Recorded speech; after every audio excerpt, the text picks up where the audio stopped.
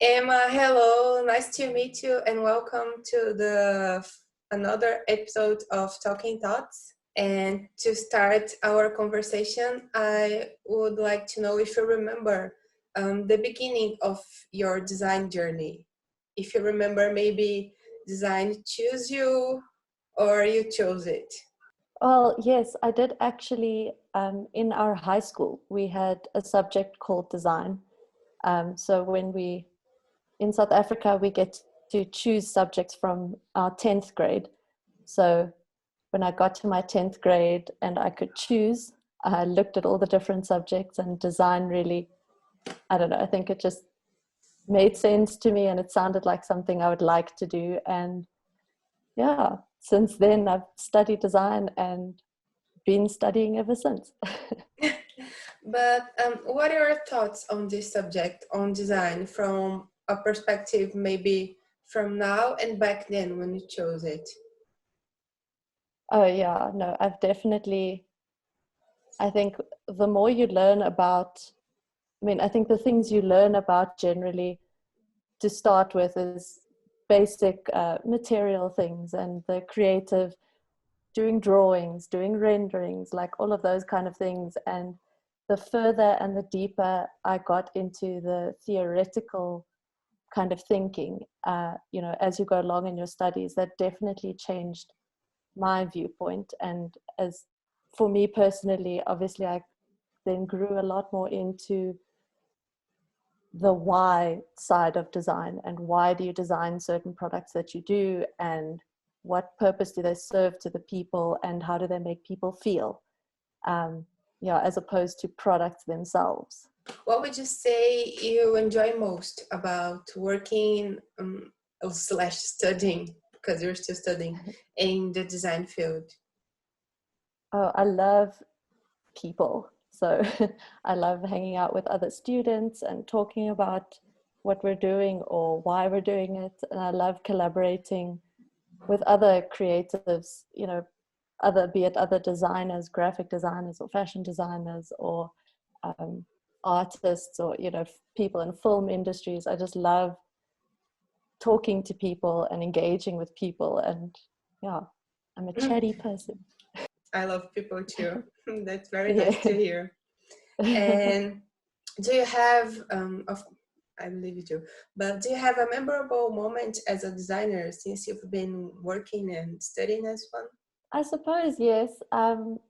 Through more research projects, in our honors year, we also do a mini research project. So it's almost like a mini master's. And I think that process to me was because that's kind of the first time I'd really interacted with like research participants, and going through the kind of research process. And yeah, so I think that for me set me on a path. And how did you feel about this? Oh, I loved it. I think it's nervous, or you get nervous trying new things and almost putting yourself out there.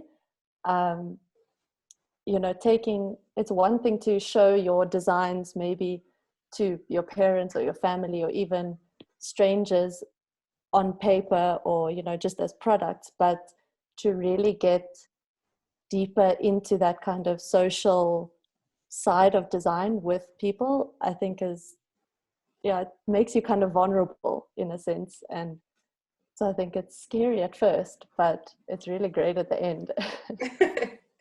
And what would you say was the best project you developed until today? I'll have to say the one I'm doing currently. I really like it. I think it's obviously what I tend to get passionate about things that I do, and then I kind of leave them for a while and I'll maybe revisit them. So I think generally the thing I'm busy with currently is usually my favorite. Your master's project. Yes. So I quite enjoy it because it's a furniture piece, and I enjoy making furniture pieces. But I also, the social side of it, and just the learning I'm getting from it. I'm really enjoying it. Cool. And could you tell me what is the best part of being a student? Oh, that's tough. I, obviously, for me, I guess it's the people, getting to know other people and know other ways of thinking and other ways of designing, and yeah, just broadening your own perspective so that you don't sit in your own little bubble. You know, especially if you're learning. Obviously, now it's different that we can't necessarily meet up in person, but especially meeting up in person and the late nights that you spend together, you know, figuring things out, and yeah, just the relationships that you make and the friends you make, I think is definitely the best part. Mm. And do you think it has a hard part? Not like the worst, but there is a hard part of being a student. Yeah, definitely. And I'm sure it's different in different universities in different countries, but also just for different individuals. You know, maybe some people would struggle with managing their time and deadlines and things. Maybe other people struggle with the social aspect and, you know, aren't really outgoing, or yeah, so I think it's different for everybody, but I think there is good parts for everybody and a couple of challenges that hopefully just make you better person at the end of it. Yeah, hopefully. Yeah. And moving to more actual topics, since the coronavirus pandemic started, we all suffered a lot of changes in our daily lives, basically. And how did this new scenario change the way you design, the way you work on your projects, for instance? Yeah, well, it definitely had a massive impact on my project.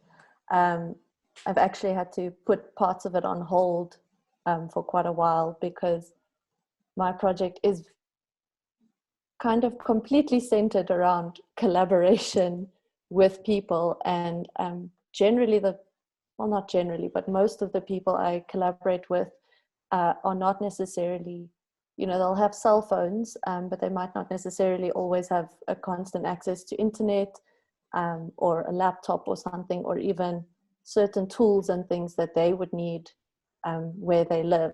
So for me, I could have possibly changed my methodology a bit to incorporate, you know, more kind of this technological and doing Zoom and so on. But that's been a huge challenge because of the, you know, kind of the difference that me and my participants have in that sense. So yeah, at the moment, I'm trying to do what I can do from this end and just hopefully keeping in touch with my participants and um, talking about things. But unfortunately, that meeting in person, it just shows you how important it is and how much you take it for granted. Yeah. But I guess it's a learning curve. We just have to Yes. learn and And figure it out. we'll just have to wait because there's no other option for us right now, Yeah, right? we'll just, yeah, we just get creative. We try to see what we can do and what is the right thing to do, and just try our best. Yes. Yeah. And about you now, what is your learning process? When you want to learn something new, how do you do this? That's a tough one, I think. Um, I'm definitely, I guess I would say I'm a kind of chaotic person. I'm not necessarily like a very organized, keeps everything together kind of person. So, yeah, but I do enjoy language and writing and reading. So I think when I try to learn new things, I read as much as I can about them and definitely watch like YouTube videos and things where people talk and explain. And as a designer, do you have a dream? Oh, I have many dreams. Yeah, no, I think I definitely, there's a lot to dream about. I'm sure most, if you get into design in the first place, I'm sure most people want to, your main aim is to change the lives of other people for the better. And, you know, I guess different people do it in different ways. For me, I guess it's definitely more a social and cultural kind of dream. I hope to make a difference in my country specifically, and through design, hopefully help our kind of socio-economic and socio-cultural kind of situation in South Africa. Do you have a more specific example you could give me about this dream? Because you said you have a lot of them. Yeah, well, I guess they're not so specific. And I guess they change all the time as well. You know, you think you want one thing, and then maybe next week you're like, oh no, wait, I think this will be great.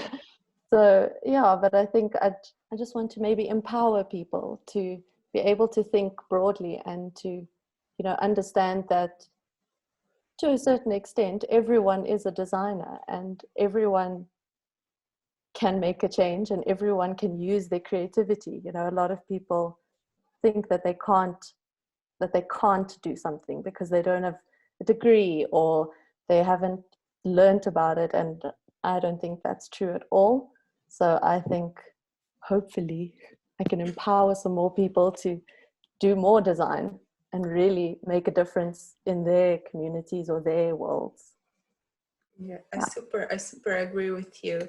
This lack of formal education, sometimes it's very scary for some people because they feel like they're not able to do something. And I agree with you, that's not true at all. So Yeah, I hope your dream comes true. I hope so too. And our last question is about being a member of DESIS network. I want to know, what do you see as the future of it? How can we as students be maybe a part of it?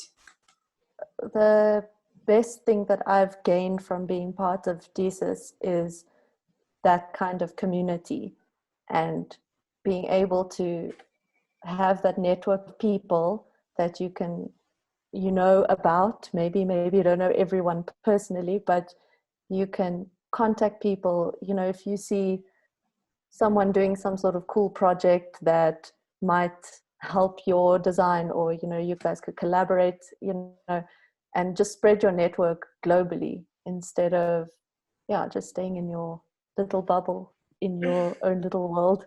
I think that creating that network and being able to engage with a lot of other people in other fields and other disciplines, and do that kind of collaborative work, I think is like the coolest thing that I've gained. So I think if we can do more of that, that'd be cool. I hope we can. Yeah. Emma, that was our last question. I would like to thank you again for your participation, for joining us in this adventure. It's very initial, but it's very important for us that students enjoy talking with other students. So let's hope something good comes out of it. Yeah, I'm sure it will. I'm optimistic.